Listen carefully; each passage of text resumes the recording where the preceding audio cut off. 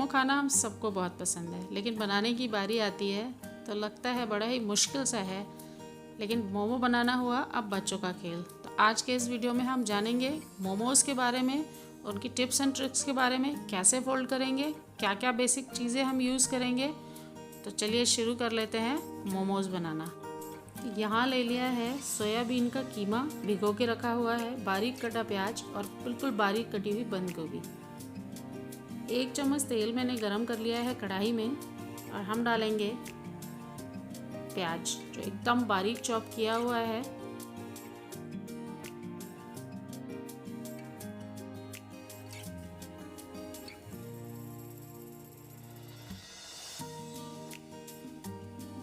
प्याज अच्छे से भुनने लगा है। देखिए थोड़ी ही देर में प्याज सारा पानी ख़त्म हो गया है। अब हम डाल देंगे सोयाबीन का कीमा और इसे भी हम अच्छे से भून लेंगे। और अगर आपके पास सोयाबीन का कीमा ना हो तो आप बड़ियों को भिगोकर उसे मिक्सर में थोड़ा चला लीजिए, कीमा तैयार हो जाएगा। और जब कीमे का पानी भी बिल्कुल अच्छे से सूख जाएगा, साथ ही डाल देंगे बंद गोभी।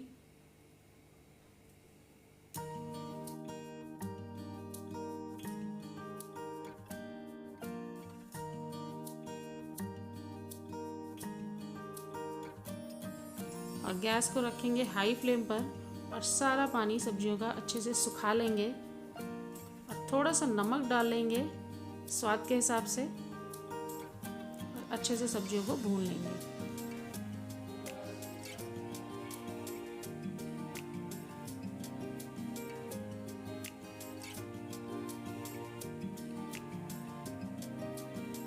और यहाँ मैंने सब्जियों को भून के अच्छे से पानी जब सूख गया तो उन्हें एक थाली में निकाल कर ठंडा होने रख दिया है। अब मल लेते हैं आटा। आटे में डाल दिया है मैंने 1 कप आटे में डाल दिया है 1 चम्मच तेल, रिफाइंड ऑयल और थोड़ा सा नमक डालेंगे। तेल डालने से आटा बाद में चिपकेगा नहीं बार बार तवे पे। और आटे को हम मुलायम गूंदेंगे। पानी को थोड़ा थोड़ा करके डालिए और अच्छे से आटा मार लीजिए। बढ़िया सा मुलायम सा आटा गूंद के थोड़ी देर के लिए ढककर रखेंगे, लगभग 10 से 15 मिनट के लिए, जिससे आटा अच्छे से फूल जाएगा। और ये देखिए 10 मिनट के बाद आटा एकदम मुलायम है, बढ़िया, और बिल्कुल भी उंगलियों पर चिपक नहीं रहा है। अब हम इसका पेड़ा तोड़ लेंगे और एक बड़ी सी हम पूरी पराठा जैसा बेल लेंगे। इस तरीके से ये देखिए, अगर हमें ज़रूरत लगे तो थोड़ा थोड़ा आप मैदा लगाते जाइए सूखा, और अच्छे से एक बड़ी सी पूड़ी बेल लीजिए इस तरीके से। और किसी धारदार कटोरी या ग्लास आपके पास हो इस तरीके का, उससे हम गोल गोल पूड़ियाँ इसकी काट लेंगे। बहुत आसान है मोमोज़ बनाना। आप इस विधि से बनाएंगे तो आपको बिल्कुल भी परेशानी नहीं होगी। तो चैनल को सब्सक्राइब ज़रूर कर लीजिए और बेल आइकन दबा लीजिए। ये देखिए इतना मोटा रखेंगे हम, ना बहुत ज़्यादा पतला ना ही बहुत ज़्यादा मोटा। अगर पूड़ी छोटी लगे तो आप थोड़ा बेलन लगा के और थोड़ा उसे बड़ा कर सकते हैं। यहाँ मैंने किनारी पर लगा लिया है पानी, जिससे कि अच्छे से सील हो जाए, और भर ली है उसमें स्टफिंग।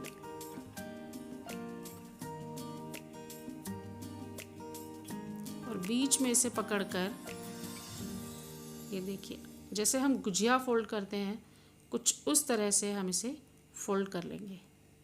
देखिए एक तरफ से दबाते चले जाइए और दूसरी तरफ तक बिल्कुल अर्धचंद्राकार शेप में हम इसे फोल्ड कर लिया है हमने। और इसे बाद में दोनों किनारों को पकड़कर जोड़ दिया है। तो ये देखिए हमारा मोमो तैयार हो गया है। इसी प्रकार हम दूसरे पूड़ी पर भी पानी लगाएंगे साइड में और स्टफिंग करेंगे। देखिए इसे भी हम किनारी से शुरू करेंगे जोड़ना, और प्लीट्स बनाते हुए, जैसे ये देखिए मोड़ते हुए थोड़ा थोड़ा अंगूठे से अच्छे से दबाते जाएंगे। और बाद में पूरी पूड़ी को हम एक जगह फोल्ड करके, और ये देखिए इस तरीके से वहीं पर दबा देंगे। तो हमारा दूसरा मोमो तैयार हो गया है। अगली शेप के लिए हम फिर से पानी लगा के और स्टफिंग करके, ये देखिए आधा हमने गुजिया की तरह फोल्ड करा, उसके बाद दूसरा सिरा से प्लीट्स डालनी शुरू कर दी उसमें। और इसी तरीके से 3-4 प्लीट्स डालने के बाद अगला हिस्सा अच्छे से चिपका दिया। हमारा अगला मोमो बहुत ही आसान है, बिल्कुल बच्चों का खेल है। इसके लिए हमारे पास सबके पास गुजिया की मशीन होती है। होली पे जो हम गुजिया बनाते हैं, पानी लगा लिया है और भर दिया है स्टफिंग, और बस देखिए हो गया ना बच्चों का खेल गुजिया मोमो बनाना।